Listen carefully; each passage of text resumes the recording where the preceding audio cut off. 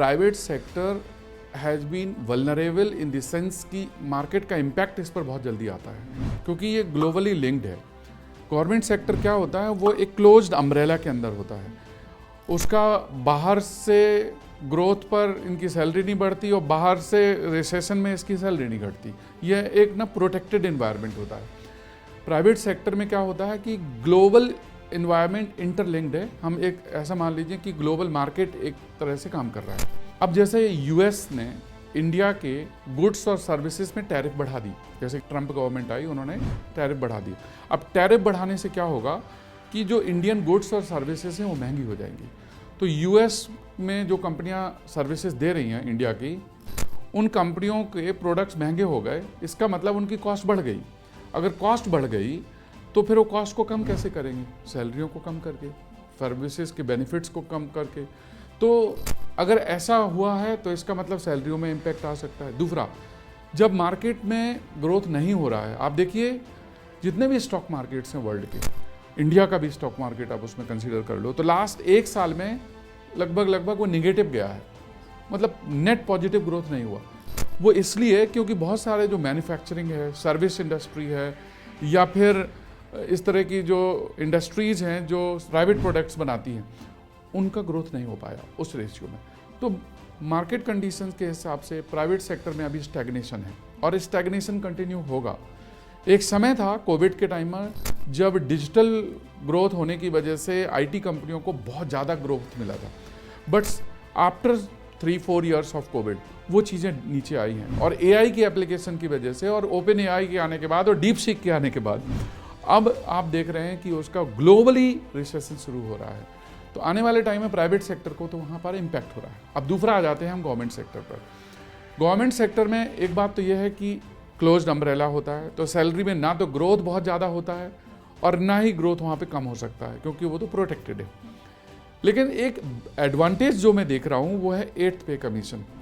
7th पे commission के बाद अब 8th पे कमीशन आफ्टर अराउंड 10 ईयर्स ये आ रहा है, और जनवरी 2025 में कैबिनेट ने ऑलरेडी इसको 8th पे कमीशन को अप्रूव कर दिया।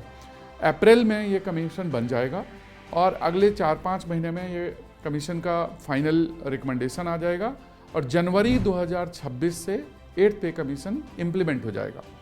अब इस 8th पे कमीशन में है क्या? हम जब यहाँ देखते हैं 8th पे कमीशन में, तो इनका जो इंक्रीमेंटल फैक्टर है, जैसे 6th पे कमीशन से 7th पे कमीशन को अगर हम देखें तो 2.57 था incremental factor, net benefit 2.57 times. अब 7th to 8th पे कमीशन में नेट इंक्रीमेंटल फैक्टर्स जो असेसमेंट हुआ है अभी, वो है 2.86 से लेकर के 3.64 तक के बीच में। हम ना बेयर मिनिमम ले लेते हैं 2.86। अब जनवरी 2026 से गवर्नमेंट सर्विस के ग्रुप ए की एंट्री लेवल पर पैकेज हो जाएगा 35 से 40 लाख पर एनम। अब यहीं पर हम आते हैं प्राइवेट सेक्टर को।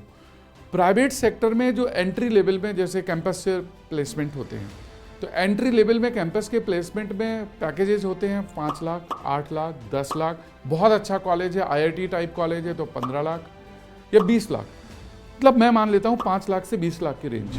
दूसरा क्या है, सेंट्रल गवर्नमेंट की जो सर्विसेज से प्रोटेक्टेड है, market conditions up and down हो, वल्नरेबिलिटी हो, उसका कोई इम्पैक्ट नहीं आने वाला। तो दोस्तों आने वाले टाइम में जो सेंट्रल गवर्नमेंट की जॉब्स हैं, they are going to be very very lucrative, whether it is group A, group B और ग्रुप सी। तो ये है वो बात समझने वाली कि कितना आगे चल के गवर्नमेंट सर्विस में इम्पैक्ट होगा, और ये है सेंट्रल गवर्नमेंट। अब जब सेंट्रल गवर्नमेंट को बेनिफिट मिलता है, एम्प्लॉयज़ को मिलता है, तो जो स्टेट गवर्नमेंट्स हैं वो भी अपने पे कमीशंस को रिवाइज करती हैं। तो 2026 के बाद आने वाले समय में स्टेट गवर्नमेंट के भी सैलरी रिविजन्स होंगे।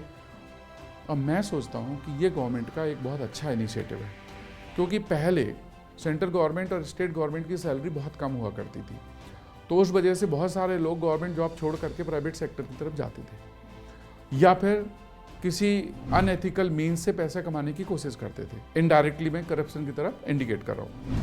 लेकिन जब सैलरियाँ बहुत अच्छी हो जाएगी तो लोगों को अनएथिकल तरीके से पैसे कमाने की ज़रूरत नहीं पड़ेगी, बेनिफिट्स अच्छे होंगे और प्रोटेक्टेड जॉब होगा, किसी भी पेंडेमिक हो या ऐसी सिचुएशन का कोई इम्पैक्ट नहीं होगा।